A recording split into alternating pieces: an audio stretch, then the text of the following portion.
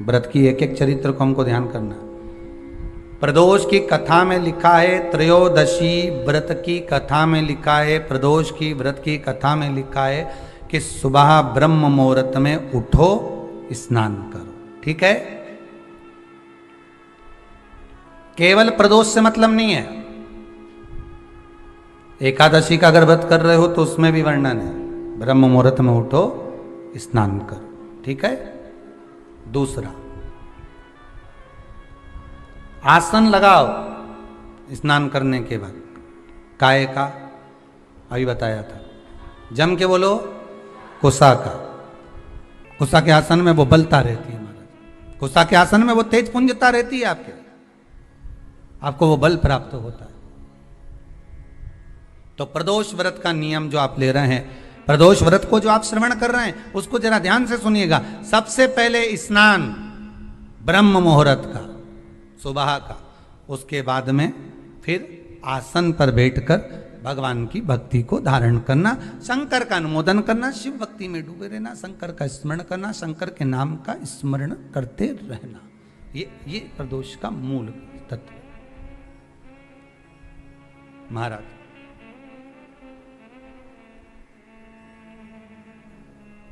प्रदोष व्रत करने वाले को भोजन नहीं करना चाहिए, ध्यान दीजिएगा। फलाहार करो, उसमें भी नमक का सेवन मत करो। प्रदोष व्रत में नमक का सेवन वर्जित होता है। कारण क्या कारण होता है? उसका एक कारण माना गया नमक की वर्जितता। जिस समय पर एक नगर में एक ब्राह्मणी रहती थी, बहुत भाव से सुनिएगा, प्रदोष व्रत नमक को त्यागने का भाव। प्रदोष व्रत की किताब में भी मिल जाएगा आपको, आप पढ़ेंगे तो सुना होगा आपने। एक ब्राह्मणी रहती थी एक नगर में, उसका पति नहीं था, छोटा सा बालक एक साथ में रहता, छोटा सा बालक। अब ब्राह्मण के घर की धर्म पत्नी है,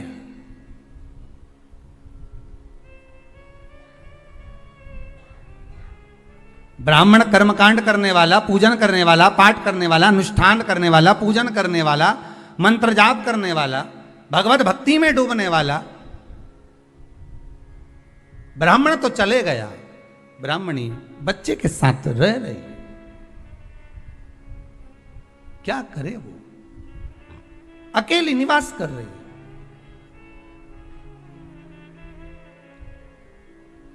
अकेली रह रही है और ब्राह्मणी बच्चे के साथ भ्रमण करती रहती, घूमती।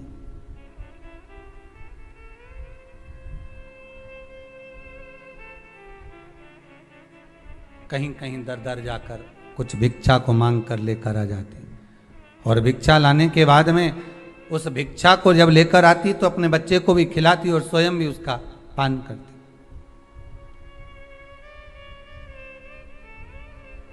एक दिन ब्राह्मणी भ्रमण करते करते प्रदोष काल के समय पर शिव मंदिर में प्रवेश करी।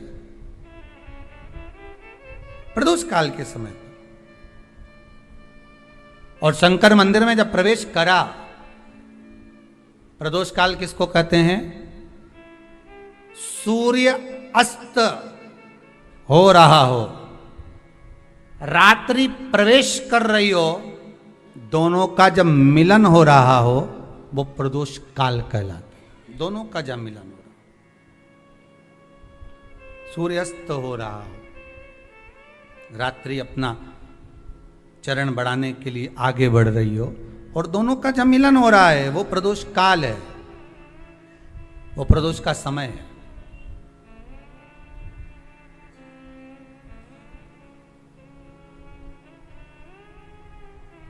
ब्राह्मणी मंदिर में प्रवेश कर रही।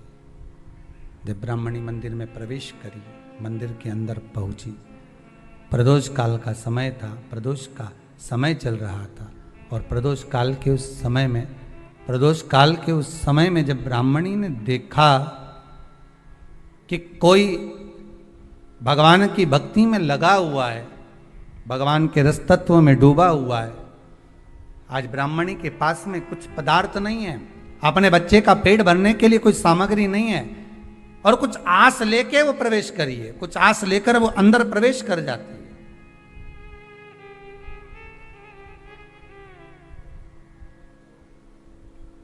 कोई ऋषि की पत्नी, कोई ब्राह्मण जन की अर्धांगिनी उस प्रदोष के समय पर शंकर का अभिषेक पूजन कर रही थी, भगवान शिव की आराधना कर रही थी, भगवान की भक्ति में डूबी हुई थी। बोल जब भगवान शिव की आराधना में डूबी हुई है, आराधना कर रही है, ये कुछ पाने के लिए चली गई, ये कुछ पाने के लिए गई, और इसके मन में आया कि मैं कुछ, मुझे भोजन का कोई पदार्थ मिल जावे, मुझे कुछ भोजन मिल जावे, और जब मुझे भोजन मिल जाएगा तब मैं जो पाऊंगी अपने बच्चे को भी पाऊंगी। पर जिस मंदिर में वो प्रवेश करी थी, जहां पर नारी पूजन कर रही थी शंकर की प्रदोष काल में, वहां पर पड़ी हुई कुछ वस्तु को इस ब्राह्मणी ने मांग लिया।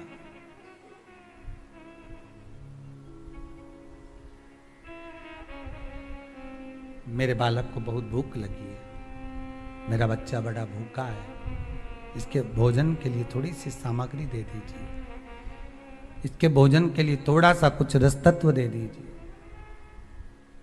उसने उठाया थोड़ा सा पदार्थ, कुछ जो उसके पास में था वो दिया।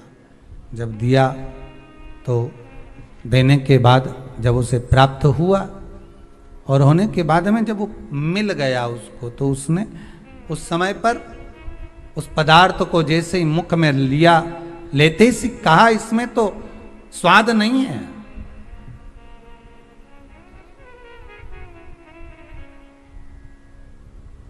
इसमें स्वाद नहीं है। महाराज, ब्राह्मणी ने जैसे ही मुख में लिया, थूक दिया, ये श्रेष्ठ नहीं है। जो ऋषि की पत्नी अंदर पूजन कर रही थी प्रदोष काल, उसने कह दिया, आपका चेहरा बता रहा है कि आप ब्राह्मण की धर्म पत्नी हो, पर आज आप दर दर जाकर अगर भिक्षा मांग रही हो, दर दर जाकर अगर भीख मांग रही हो, दर दर जाकर भिक्षा को मांग रही हो, तो इसमें आपके पति का दोष नहीं है, दोष आपका है, क्योंकि आप भगवान के प्रसाद में भी जो स्वाद देखी थी ना, ये आपका एक जन्म का नहीं है, ये ना जाने कितने जन्म का है। ब्राह्मणी के मस्तिष्क में बैठ गया, ब्राह्मणी के उस वो कहा ना, वो बक्कल में नहीं अक्कल में बैठ गया कि ये स्वाद नहीं देखना। इसलिए प्रदोष व्रत के अंतर्गत ब्राह्मणी ने उस दिन से विचार कर लिया कि जैसे आप पूजन कर रही हो, जैसे आप अर्चना कर रही हो, जैसे आप आराधना कर रही हो, ऐसी आराधना, ऐसी पूजन, ऐसी भक्ति मैं भी करूंगी, ऐसी आराधना मैं भी करूंगी। अब मैं स्वाद नहीं देखूंगी। तो प्रदोष व्रत करने वाले को ध्यान रखना चाहिए कि नमक का सेवन ना करे, नमक को ना पाए, भोजन ना करे, फलाहार करिए, फल का आहार करिए, प्रयास करिए। और यदि आपने व्रत का ले लिया भोजन का कि हम तो एक टाइम फलाहार करेंगे, एक टाइम भोजन करेंगे, ऐसा भी कई लोग प्रदोष ले लेते हैं, तो वो बात आपकी है, आप तक रखो, ठीक है, अपने मन तक, ठीक है। बाबा आपकी मनोकामना पूर्ण करे, वो भी भाव रखे। आपको पहले भी कहा है, तुम्हारी भगवान से अगर बैर है, भगवान के मंदिर नहीं भी जाना चाहते, तो भगवान की चौखट पे दिया लगा दो, पर लगाओ।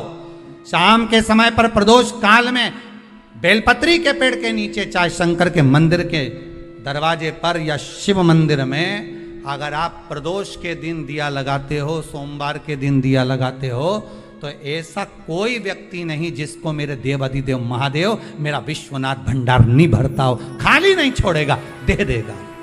भंडार भर देगा, कमी तो नहीं रख सकता ये पक्का। पर तुम करना ही नहीं चाह, 2-4 सोमवार करो और उसके बाद कह दो महाराज जी हमने तो करा था, हमको तो मिला ही नहीं। 2-1 प्रदोष करा तुमने, अरे 1 आध साल करो, सारे दर भी तो अपन ठोकर खा कर आए, इतना साल निकाला अपन ने, और 6 महीना 3 महीना 4 महीना भगवान से निवेदन तो करो, दिल से कहो तो सरी, नी भंडार भरे तो बात दूसरी, एक बार बोलो तो। पर जगत के लोगों के सामने जाकर मत कहना, कहना तो देव अधिदेव महादेव से कहना। अब वो राजकुमार ने